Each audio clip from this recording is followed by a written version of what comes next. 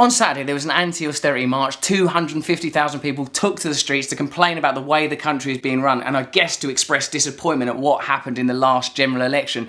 I was invited to speak at it, and I was a bit reluctant to go because I thought, well, what am I really going to say? It's pretty clear what I think. Democracy doesn't really work. There's no viable alternative being offered. If you try and support the lesser of two evils candidate, that doesn't work either.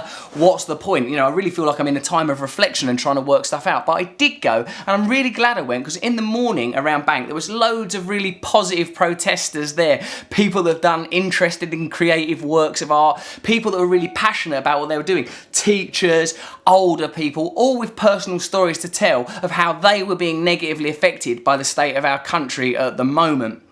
Later on in the day, I went back to speak at Parliament Square, and it was hundreds of thousands of people, and I was a bit nervous about it because I was sort of, again, thinking, well, what am I really going to say? You know, I did that Miliband thing, that didn't really work out. I don't think democracy as it is going to offer any viable alternative. But what I instead did was address that feeling, the feeling that I have of you lot and me all feel the same. We feel like we're disconnected from the reality of Parliament. And there were people there that offered really articulate solutions, like Jeremy Corbyn, the new Labour candidate, was there, and he sort of spoke about sort of council housing and equality and fairness. And that was a really sort of popular speech. And Mark Steele was there and was brilliant. And Charlotte Church was there and was brilliant. But what I talked about was sort of like the acknowledgement that within all of us there is good and bad, and we all have to tend towards the more positive aspect of ourselves to create a more positive culture. In the past, I've been guilty of, oh, Boris Johnson's this, David Cameron's that, Rupert Murdoch's the other, and I believe all of those things, but I also acknowledge that I have the propensity and capacity for that negativity within me. We all do. That's what being human is. The problem is we have institutions and a media that is so focused on the negative that it perpetuates that idea. The Daily Mail's coverage of my participation in the story is a really clear way of getting a handle on that.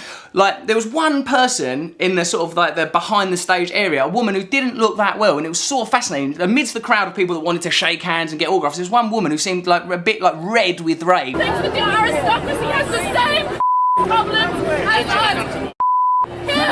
She should not be on a station. Shouting and swearing, and like amidst it, she accused the lady. She was going, "You upper class maniac!" And I honestly sort of felt like, I didn't feel like, oh my god, you know, I felt like, oh, is she all right? You know, that was the feeling I had, one of sympathy and empathy, of like you're watching someone dealing with, you know, hardship. And I thought, I wonder if I could help that person. And the organiser of the thing sort of went, not really, this looks like someone who's deep, deep in rage. But what's interesting is the way that the Daily Mail's reported it is a kind of verbatim quotation, as if it's like, oh good, like, you know, like, even someone who's clearly dealing with their own issues, I don't know about whether it's a mental health thing, but someone who's very, very angry, they are convenient to the Daily Mail because what they're saying fits in with their narrative. Take, for example, the way the Daily Mail would report on something like the London riots. Now, the London riots is a negative thing, but the Daily Mail entirely ignores the aspect of the story that's, if there's this many young people that are this unhappy, something's not working. You can't just say, all of those young people are selfish and greedy, and they instantaneously, spontaneously exploded into some sort of unified act.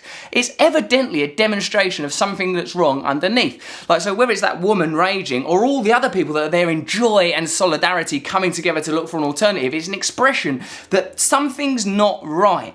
And while people don't have a clear understanding and a clear alternative, and I'm more convinced than ever that it won't come from conventional politics, that politics as we know it is over, and we have to look for new alternatives, new parties, new coalitions, new ways of moving forward. You know, like sort of the Green Party obviously have some great ideas. There's aspects of the Labour Party and members of the Labour Party that are really positive, but within parliamentary democracy, there simply doesn't seem to be any way of getting traction. The last election demonstrated that. All over the capital, ordinary working people are being oppressed, ignored, maligned, having their incomes reduced, and I feel that the austerity march, the anti-austerity march, is not for austerity, more austerity, more austerity. It was an incredibly positive display. And I think it's a real chance, this is a real opportunity for us to start looking at protest, demonstration, democracy, activism and change in a new way. And that's why I'd like to take this opportunity to launch my new idea, and I'd really welcome the help of any of you that want to get involved. The Metropolitan Police Force and the police all over this country are hugely dissatisfied. I've spoken to lots of members of the police force. They all tell me the same thing. They're sick, they've got terrible pensions, they don't get paid overtime in the same way.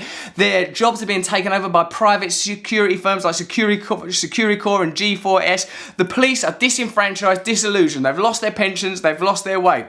I think the young people of London, the young people of Britain, from whatever background, Muslim, young black people, we should all come together to protest for the rights for the police force to be paid properly and to receive proper pensions and to be able to form unions. We should come together in public spaces and squares and noisily, loudly, creatively protest for the rights of the police. And then we'll see how the police respond to that, because the police force are our police force, ordinary working people trying to do a job.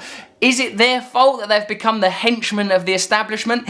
Is there a way for the police to be once more integrated into our communities? So this is a new wave of Trews activism. If you've got any ideas of how we can move this idea forward, of positively embracing the police, protesting on behalf of the police, bringing the police back to us, supporting them, then let me know. I'm interested particularly in hearing from people that were typically identify as enemies of the police. This is inspired by a movement called situationism, to create spectacles that are provocative and interesting. This kind of protest leaves the police with two alternatives. One, do you arrest these people that are protesting for your right to have better wages, overtime, proper jobs, to cut back on the privatisation of your industry?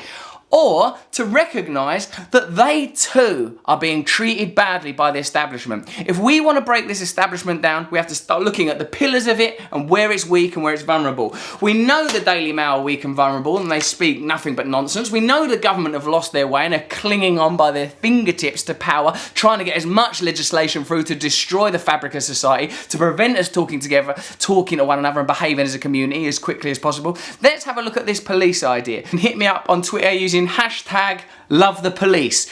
I want to hear your ideas. We want to move this thing forward. That's some true news. Subscribe here. Yo, Dre, I got something to say. Love